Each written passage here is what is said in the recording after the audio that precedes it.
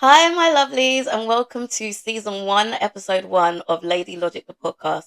I'm your host, Nazira, and I'm so excited to finally bring you guys this podcast you don't even understand.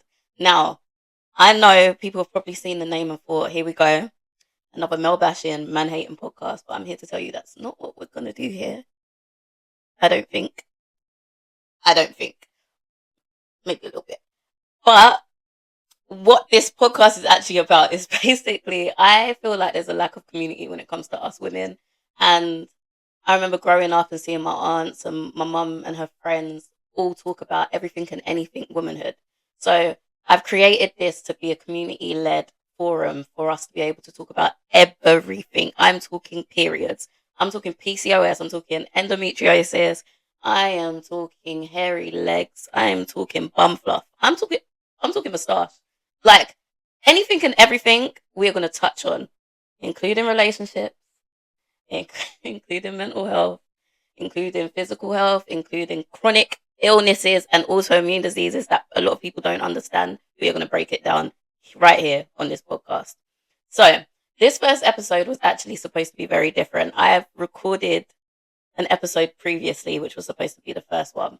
The reason why I've decided to change that and do this one is because I feel like my first episode should really reflect where I currently am.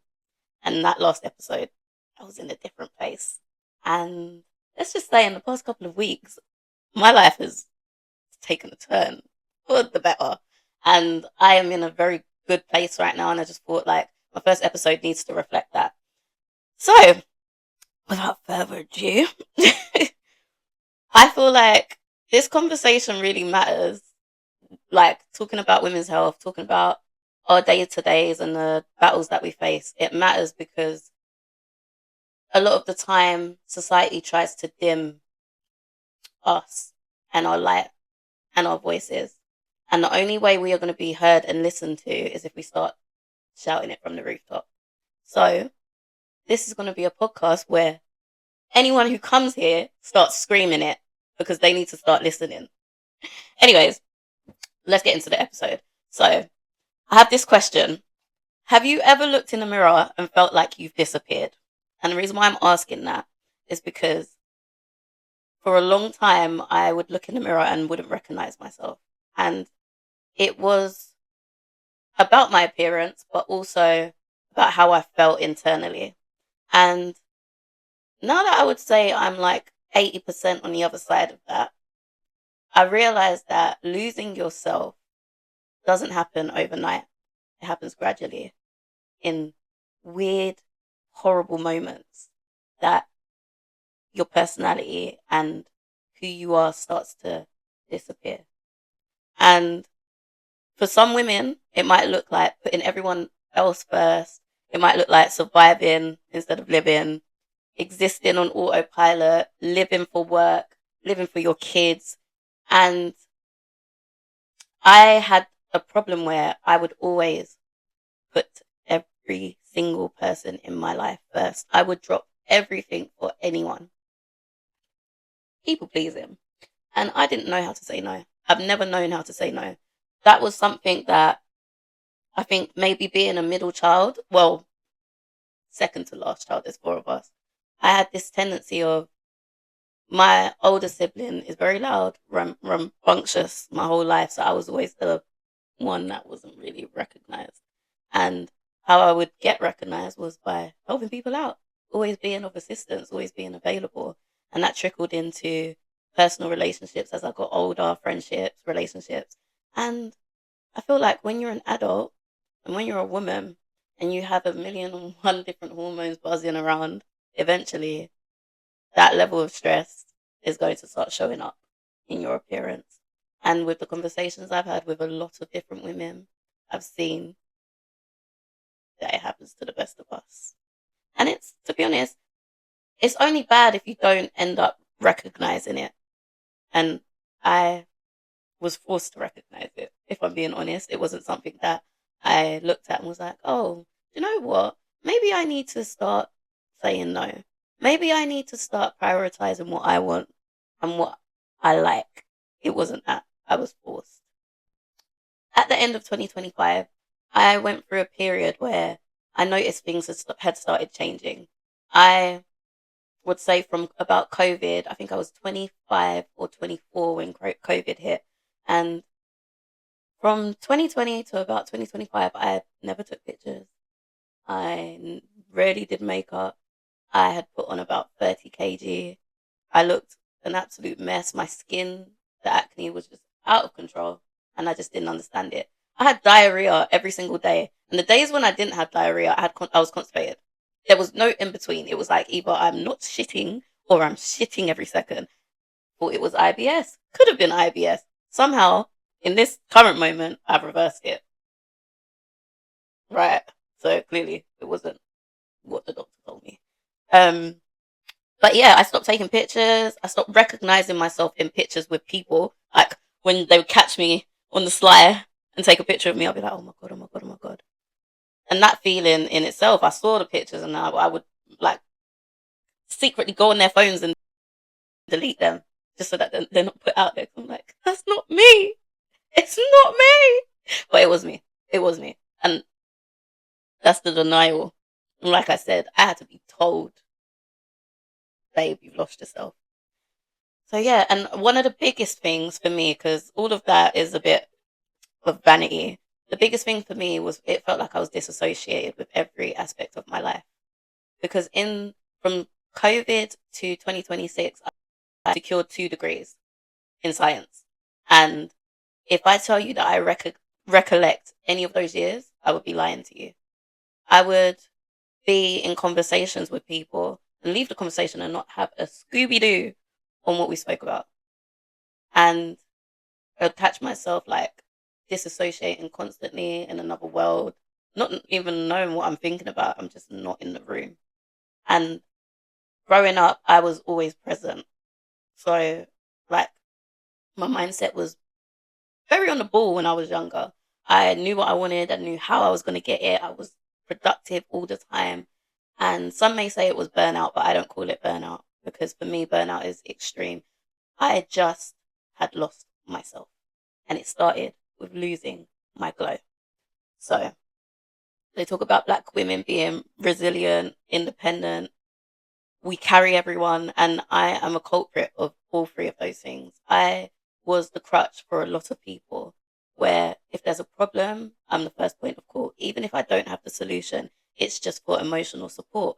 But in the same breath, I was being called emotionally unavailable in a time when I was at my lowest, but still supporting people.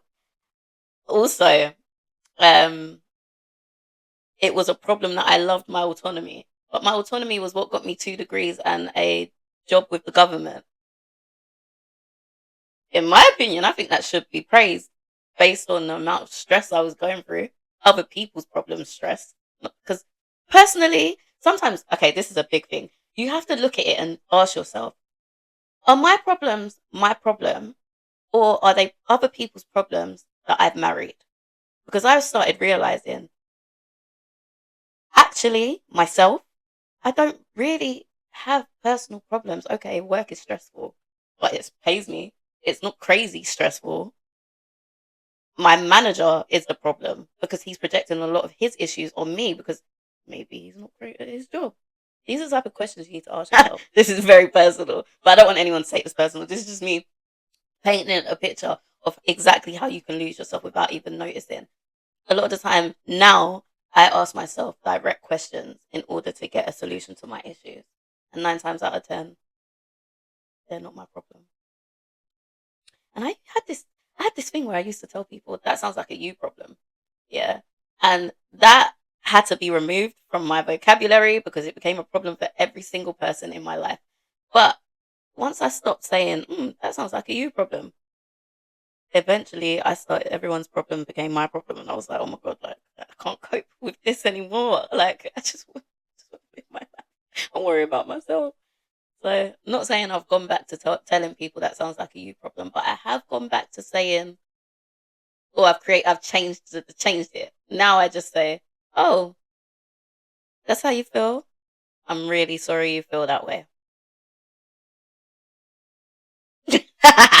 Because Because baby, I'm not marrying your issue anymore. I am not. That's I don't have capacity. So let me tell you a little bit about myself. I am, like I said, I'm 29. I'm turning 30 in December. I'm actually excited for it now. I wasn't for about 5 years. I was like, oh my God, I'm turning 30. I don't know what happened, guys. I hit a turning point and I'm so excited for it. Maybe because my glow's back. But like I said, 30 this year. I am a product of immigrant parents. My parents are from Sierra Leone. I was born here. My mum came over when she was really young, and so did my dad. So I grew up with quite liberal parents. Now, not only am I from Sierra Leone, I'm also from the Fulani tribe. And with the Fulani tribe, I am Muslim. So if you look at me, my outlook doesn't really represent a Muslim girl. But I like to say my household was very liberal and my dad was very understanding. He taught me what I needed to know and gave me the morals that I needed to live my life with, which I like to say I'm pretty good with that. I just don't wear hijab. But reason why I'm bringing that up is because I know in the Muslim community a lot of the time things can come up as shame, and that can also lead to you feeling disappointed with yourself. Now, my biggest problem is I always say I don't like to be a repeat offender. So if I do something that is bad or has a bad result on me, I don't like to make that same mistake again. And if I do make the same mistake again, a lot of the time I end up really disappointed in myself and I get down on myself like crazy. And over the past 5 years, 4 years, I would say, I have ended the year feeling extremely disappointed in myself. But there was a turning point, New Year's Eve 2025. And I had just turned 29. I had been fearful of turning 30 for the whole year. And I was like, okay, like, why am I scared of this next year? And it was because I realized there's so many things that I haven't done that I wanted to do. I've secured a master's. I've secured an undergraduate. I've secured a very good paying job. I've gone on trips. But a lot of the things that I actually like to do, I haven't done. So creatively, I like to consider myself a creative. I wasn't doing nothing creative.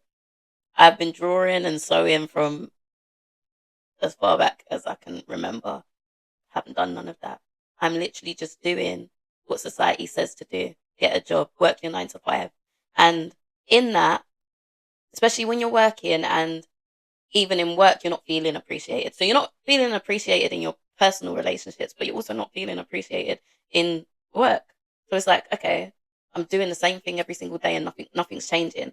So New Year's Eve, I made a decision that I'm going to flip every single thing on the head, whether it's work, whether it's a relationship, whether I don't care what it is.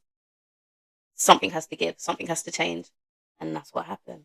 So let's get into what the changes were. So this year I have been, first of all, New Year's Eve, I made a mood board. I did a mood board for 2025 and everything on the mood board I achieved. But this year I was very intentional with what I put on the mood board.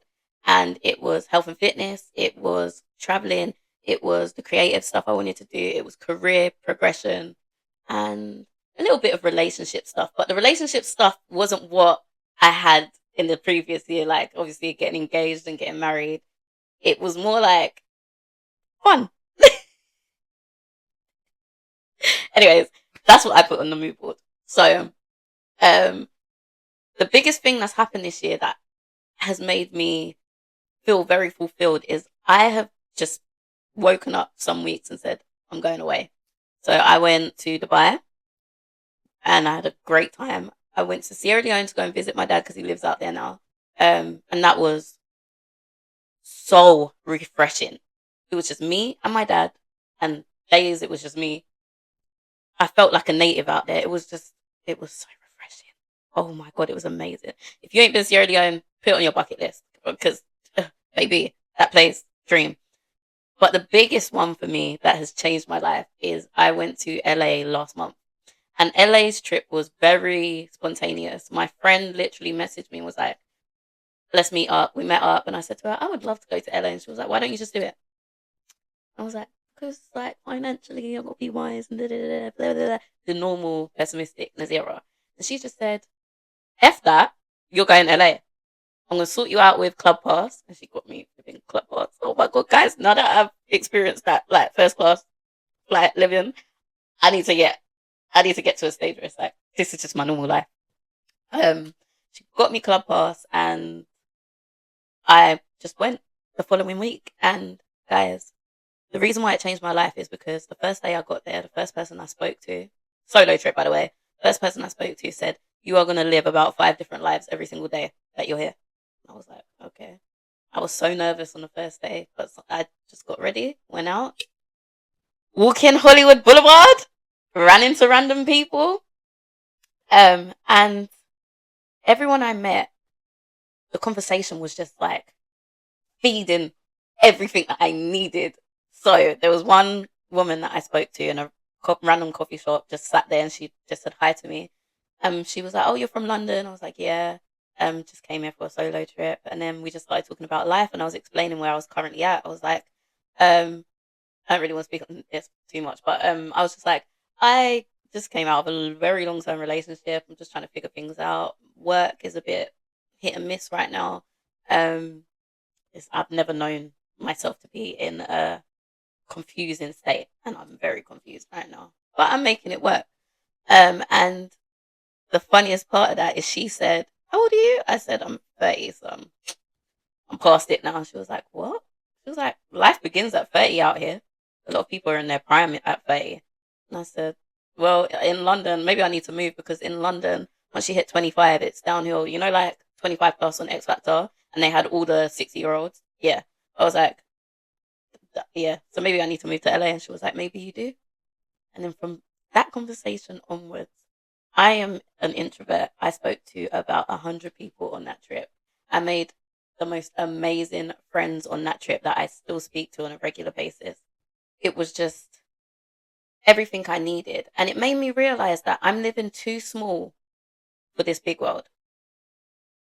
And that I was journaling, and that line came to my head, and I wrote that down, and I looked at that line for about maybe 5 minutes. And I was like, what does that mean to me? And what that means is my only dream was to get married, settle down, have kids, buy a house, be financially secure. Not saying that those three aren't still a dream for me. They're just not the priority because there's so much life to live.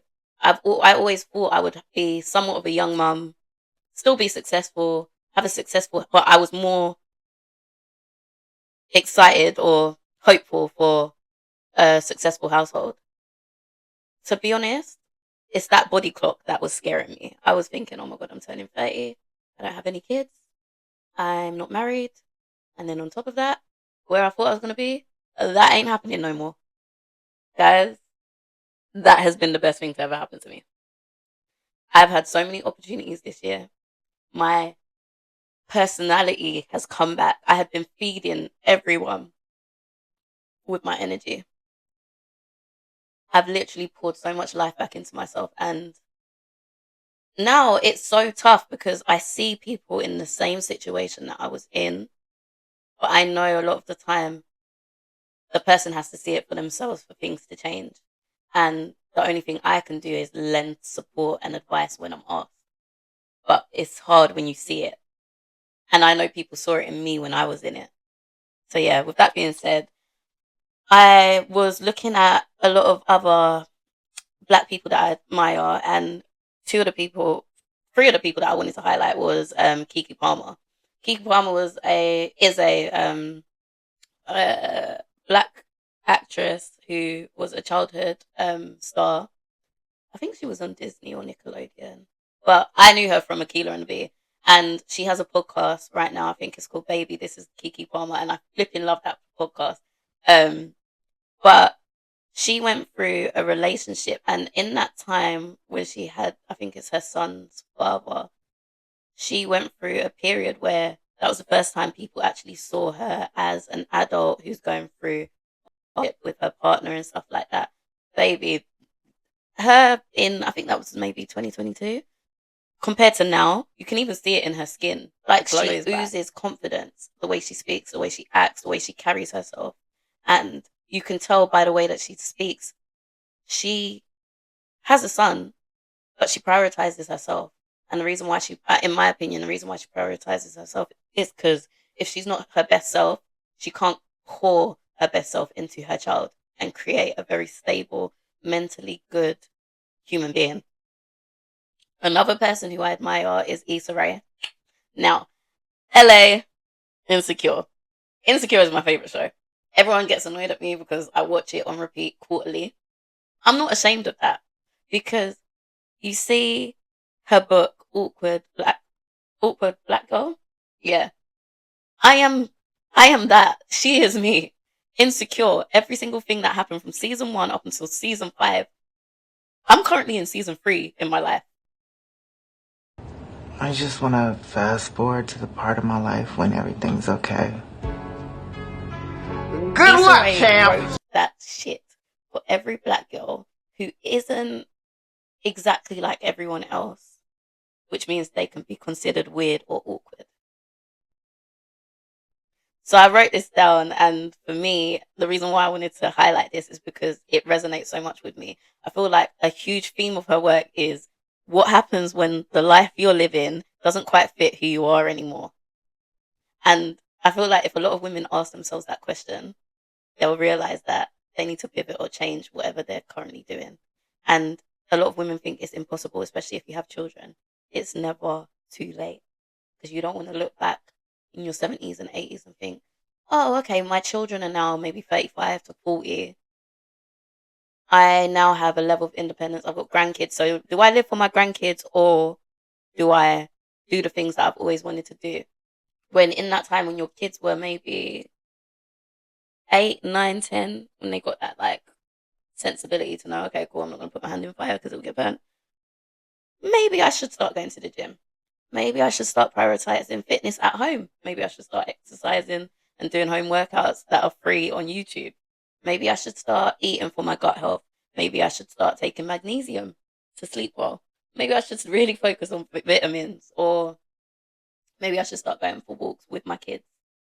Just curbing out things that will make you feel good and ultimately have a great effect on your health. So, also another person, because I want to highlight something, grief can be a major thing that can dim someone's glow, understandably. Now, there's someone that I admire, Nella Rose. I think, especially lately, I've been seeing a lot of the content that she's been putting out. You can see she's got her glow back. And you know, when they say grief is not linear, um, and it never really goes away, you just learn how to manage it. I think that's where she's at. But I admire how she hit a turning point. I watched her video where she spoke about her issues with substance, I think it was alcohol, and after her parents passed. To identify it and make a change and actually say, do you know what? Yes, I'm going through this grief period, and yes, I'm distraught, but I'm still living, and I want to live the best that I can.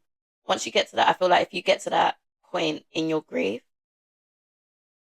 it's a big blessing from God, number one, but also it's important to catch yourself and not rely on everyone else. People can support, but sometimes you have to make that decision for yourself to put yourself in a better place mentally. So, yeah, like I mentioned, in LA, the woman said that your prime starts at 30. When I got back, I started thinking, okay, cool. Like, I'm going to go into my prime. I don't care if I'm still in the UK. Eventually, I'm going to move to LA, blah, blah, blah, blah. But I actually realized, like, who is to say when your prime actually is? Like, I realized your prime can be any time. Your prime can be in your 50s. Your prime can be in your teens. Like, it can be continuous if you start choosing you. And what does prime mean? Being 21 with a perfect body, perfect skin. It doesn't, your prime is determined by you. You have to choose what it is. For me, I can say my prime is being at peace mentally. Because when I'm at peace, I ooze happiness. My favorite thing to do, as everyone knows, is to laugh. I went through about 2, 3 years where my laugh was that makes me so damn angry because I love to laugh. I love to smile. But too much was happening. Anywho, moving on. I just don't think prime has an age. I think it's when you decide to just choose you. It's when you decide, okay, cool, I want to do this hobby and I start this hobby. It's when you decide, okay, cool, I want to change my look. I want to, I want to start eating well. it just depends on when you decide it's time. And if it's time for you right now, start small. Start small. When you start small, I started with going to the gym. At my worst, I would say it was probably 2023. I started going to the gym. Then eventually I was going maybe once or twice a week. Then it went to 3 times a week. Then it went to 5 times a week. Then last year I was going every single day. Nothing was coming in between me and my gym. My gym was my boyfriend, even though I was in a relationship. I didn't want to hear nothing but gym. Now I still go maybe like 3 or 4 times a week, but it's because mentally I feel good. And it was because that 30 kg that I put on had to go. It took me 3 or 4 years, but even with that, a lot of people don't realize when you start going to the gym to lose weight, if you're going to lose weight, the biggest thing you're going to lose is your insecurities, because mentally things change. I went to lose weight, then I started strength training. When I started strength training, I started wanting to like transform my body. Then I started getting excited about how much I could lift, what my endurance was. Instead of thinking about what I'm not doing, I'm thinking about how things are changing for me. I'm telling you, make small adjustments here and there. Whether it's a walk outside, whether it's like, okay, cool. Rather than have 4 slices of toast, I'm gonna have 1 slice of toast and maybe some scrambled egg on the side. But in other episodes, I'm gonna get into exactly what I did to lose weight, because I think that would be good. Good, because guys, I've done everything and anything. Okay, guys, I'm going to bring this to the end because I don't want this episode to ramble on for too long. I just wanted a little bit of introduction to me, tell you guys where I'm currently at and where I'm trying to take this podcast. I want everyone to get involved with the topics. I'm going to have so many different guests. Even if it's a random person who DMs me and says, I want to talk about this, you are coming here to talk about it.